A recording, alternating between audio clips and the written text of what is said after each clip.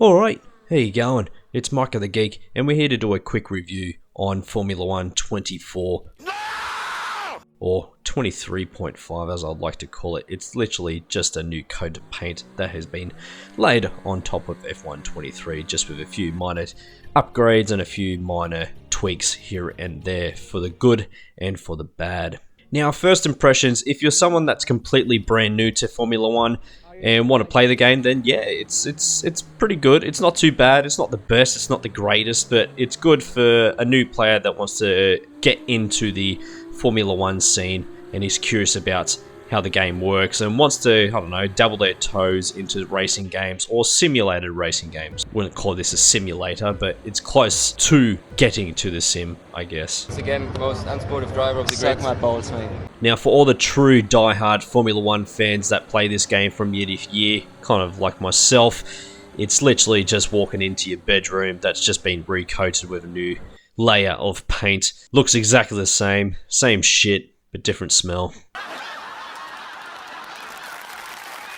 Now, it's got everything that you need to know about Formula 1. It's got its drivers, it's got its teams, it's got the Formula 2 as well, which I do enjoy playing with. You also have driver career, my career. You then also have F1 World, where you can do single races, time trials, and also events that pop up in the menu from time to time, as well as multiplayer. And with F1 World, it's more of a customization on your driver and your car as well. Now, you don't get a lot of things to choose from. There's not a lot of customization because you literally only have one livery, one helmet, and one suit. If you want to change your style or anything like that, you have to fork out your dollary dues to get more perks and more outfits and liveries for your car. So you've pretty much got absolutely nothing when you start the game, and if you purchase just the standard edition of F1 24, you literally get nothing from EA because EA are a bunch of dogs.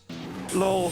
Now, one thing that really grinds my gears about the F1 World customization side of things when it comes to the F1 World car is that you still cannot customize the car's parts. So you cannot customize the front wing, you cannot change the rear wing, you cannot change the side pods. Pretty much what you see is what you get. And then comparing it to the Formula 1 24 cars, and yeah, each car is looking completely different to each other, whereas the F1 World car looks exactly the same. And when you're doing multiplayer races, yeah, it kind of looks kind of bland and pretty boring because all the cars look exactly the same except for when it comes to liveries. But yet again, everyone's liveries at the moment are exactly the same. Ugh. It just looks like the car is just not aging well now. The car's 3 years old. Now I'd prefer to drive Logan Sargent's car rather than driving an F1 World car.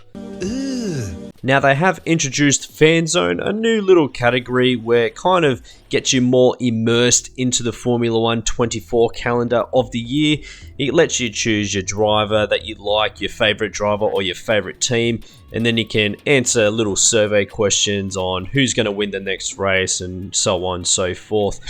Now, it is only just the beginning of the F1 Fan Zone, so I can't give out more information on it. I dare say it will evolve during the year, but it looks like it's just more currency that's involved in it. Different currency for different modes and all that crap. Typical EA. Brother, Now, that's first impressions out the way. Now let's move on to gameplay.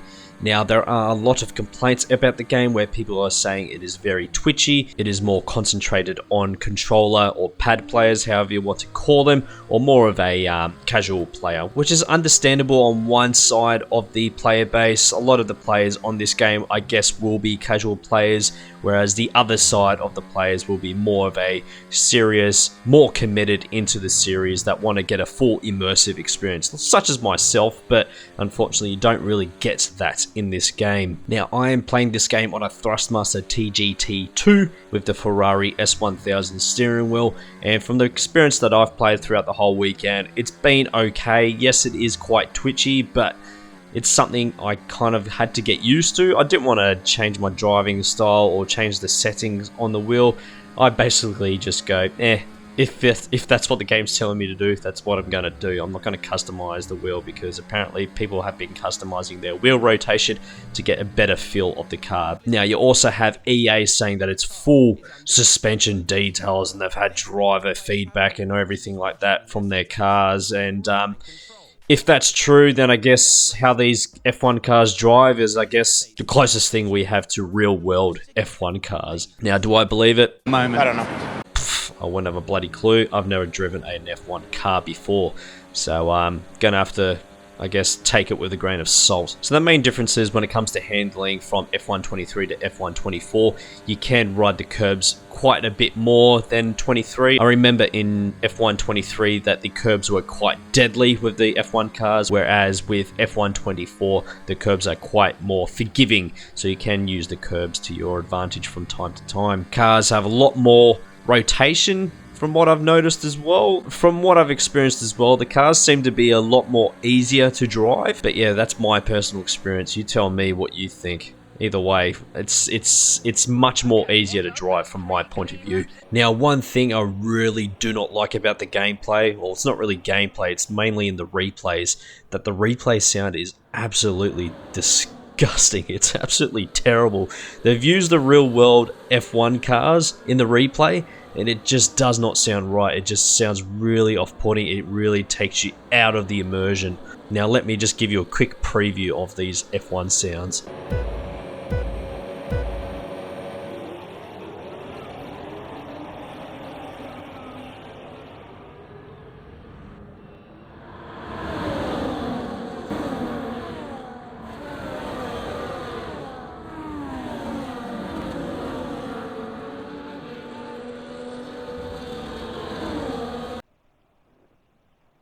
What are you doing? Hmm?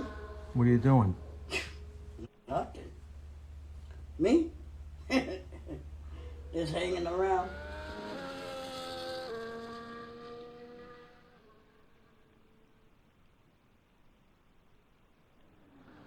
The sound quality's great.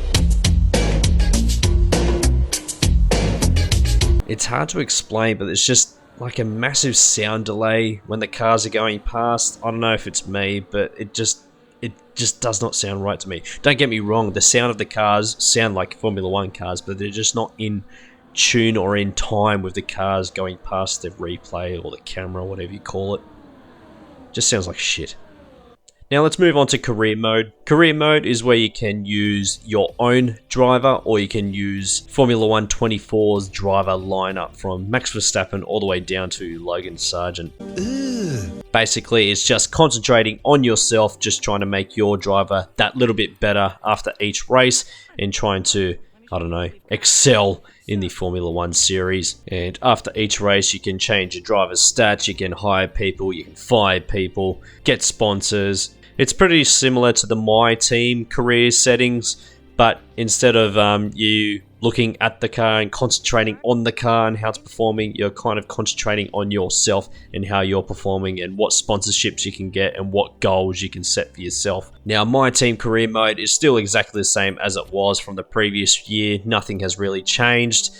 It's just the same thing, just with a new coat of paint on top of it. The only thing it is missing are the liveries.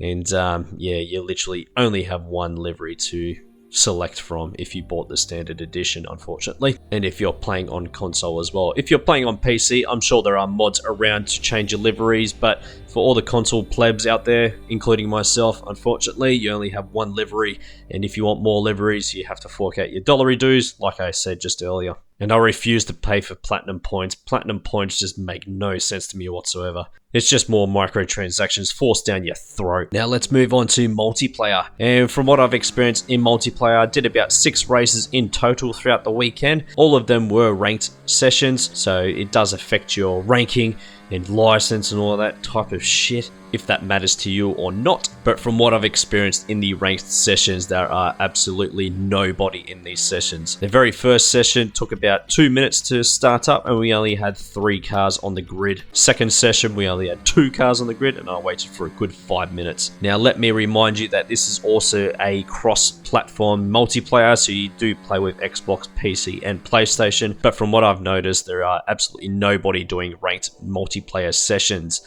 I do believe that people aren't really appealed to the multiplayer side of Formula 1, which is understandable because I don't like it either, but I thought I'd give it a go to see if there's any glitches or anything like that. From out of those 6 races, everything was perfectly fine. There was no glitches, there was no stuttering, there was no disconnections or anything like that. It was quite smooth from what I've noticed and from what I've experienced. I do get PTSD from playing multiplayer F1 from previous years where it was always glitching out and there was lots of lag and just bad issues where it just made me just not want to do multiplayer. So in conclusion, from what I've experienced so far in the multiplayer sessions in Formula 1 24, it has been quite smooth, it has been quite enjoyable, I guess. But yeah, not a lot of players are in the ranked sessions from what I've noticed. Now, there is also League Racing multiplayer. I do not believe that this is running on servers. I do believe this is running on someone's personal connection. So results can vary from time to time. If I'm wrong, please let me know.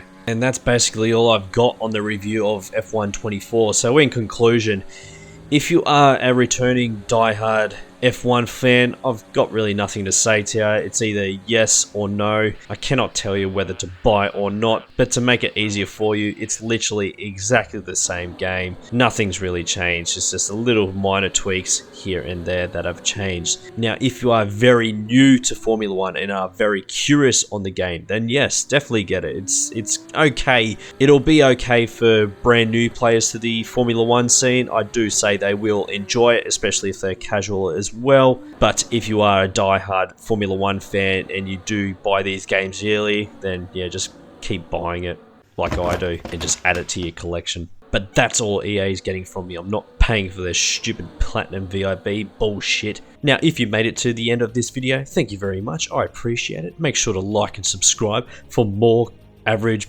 poor content from myself, averaging from iRacing to Gran Turismo to Formula 1 and Assetto Corsa, and for more reviews. And yeah, if I see you on track one day, have a skits race and I'll catch you around. Ciao. Suck my balls, mate. Yeah.